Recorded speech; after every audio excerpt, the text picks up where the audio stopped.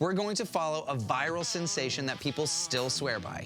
Which brings us to Marry Me Chicken. There are some dishes that, if you overcomplicate it, I'm gonna say this and you're gonna think I'm overcomplicating. Marry Me Chicken's not complicated. But I mean, you can look.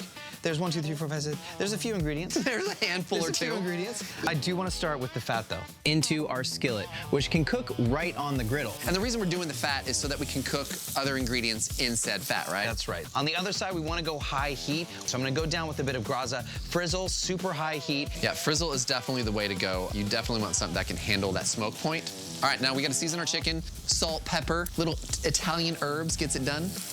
And onto the Blackstone they go. Why don't you hit me with a little bit more seasoning right here?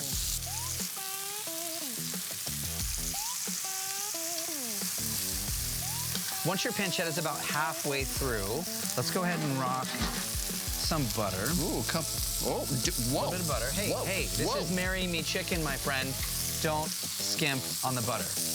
We're gonna go in with some garlic and some onions. I also have some sun-dried tomatoes. They're incredibly rich. It's not the same flavor as just adding tomato. There's something more magical about it, something more marry me, some might say. A little deeper form of flavor. Yeah, we're going in stages because these flavors build as you go. You don't want to add everything at the same time. Fat first, then your aromatics, then you're adding more and more flavor. That's how the flavor gets so big and bold so quickly. What we're going for here is a nice crust, just like that. We did say nice high heat, nice and crispy, let the seasonings develop there. Really, really delicious. Even though this chicken is just a little bit lean, we are gonna get some of that chicken fat. Man, I'm gonna say it over and over. Fat is flavor. Don't be afraid. You're looking for marriage. I'm gonna cook my asparagus right in that beautiful chicken fat. One of the cool things about this recipe is it did, in fact, go viral. So that's actually how we found out about it, and probably how most of you at home found out about it as well. Why did it go viral? Simple ingredients, a really easy recipe, one that you don't have to write down. One that you can recreate, and it's the exact same or close to just as successful every time. Yes. Like foolproof, everybody needs like 5 or 6 really good recipes in their back pocket at all times, no matter where you are in the country.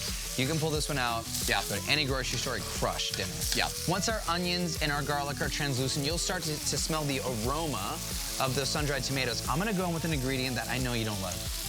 I don't. However, it adds a ton of flavor. Whisk that into the hot fat.